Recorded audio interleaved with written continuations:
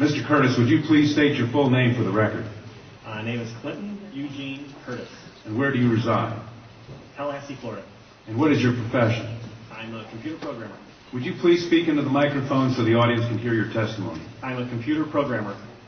Mr. Curtis, are there programs that can be used to secretly fix elections? Yes. How do you know that to be the case? Because in October of 2000, I wrote a prototype for President Congressman Tom Feeney at the company I worked for in Oviedo, Florida, that did just that.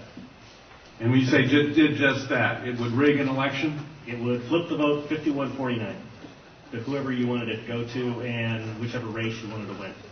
And would that program that you designed be something that elections officials that might be on county boards of elections could detect? They'd never see it. Mr. Would you answer that question once again? They would never see it. So how would such a program, a secret program that fixes the election, how could it be detected? You would have to view it either in the source code, or you'd have to have a receipt and then count the hard paper against the actual vote total. Other than that, you won't see it. All right, Mr. Curtis, if you had been asked, you or others with your professional expertise had been asked to design a protective program that would protect the Ohio elections from against such software to fix the election, could you have done so?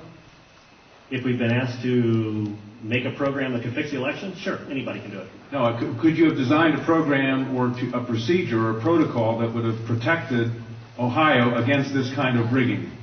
No, you have to look at the source code. You have to get probably programmers from both or all parties to look at the source code and determine if there's anything in there that shouldn't be there. I mean, it's a simple program. You're adding 1 to a person's total. It's 100 lines of code tops. All right. Are you aware of whether there was any protective action in Ohio against this kind of vote rigging through software? I don't know. You don't know? I don't know. You were not asked to assist in the development of any protective system, is that correct? No, I was not. In Europe, have you reviewed at all the election results in Ohio? No, I haven't. Okay. Given the availability of such vote rigging software and the testimony that has been given under oath of substantial statistical anomalies and gross differences between exit polling data and the actual tabulated results, do you have an opinion whether or not the Ohio election, presidential election, was hacked? Yes, I would say it was. I mean, if you have exit polling data that is significantly off from the vote, then it's probably hacked. And your testimony is under oath? Yes, sir. And the testimony you've given is true? Yes, sir. Thank you.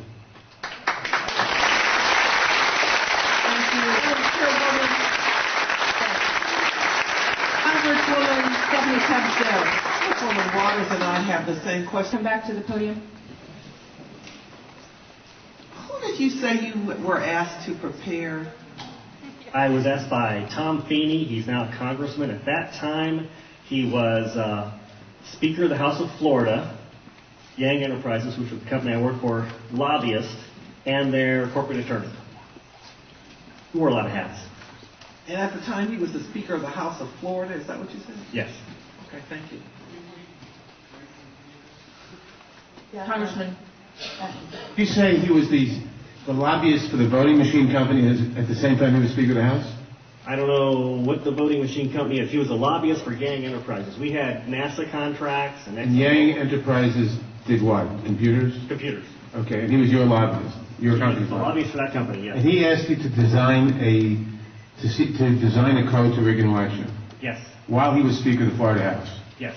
This was during or previous to the 2000 election? Yes, October into September. And did he ever express why he wanted a code to rig an election? No, I immediately assumed that they were trying to keep you guys from cheating them.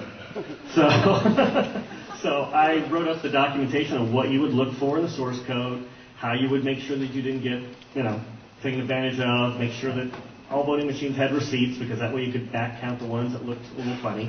And I handed it. By receipts, you mean a paper trail? Yes, paper trail. And I handed that in to Mrs. Yang and said, here's your report, here's your program. And she said, you don't understand, we need to hide the fraud in the source code. Hide the fraud, not reveal the fraud. Not reveal the fraud because it's needed to control the vote in South Florida, was what she said. That's what she said. That's To your knowledge, was this used? I have no idea. I was ready to leave, so I retired and left the company. Your testimony a moment ago, I think you said just before you left, in answer to Congresswoman Tutta Jones' question. Would you just repeat what you said in terms of the exit polls?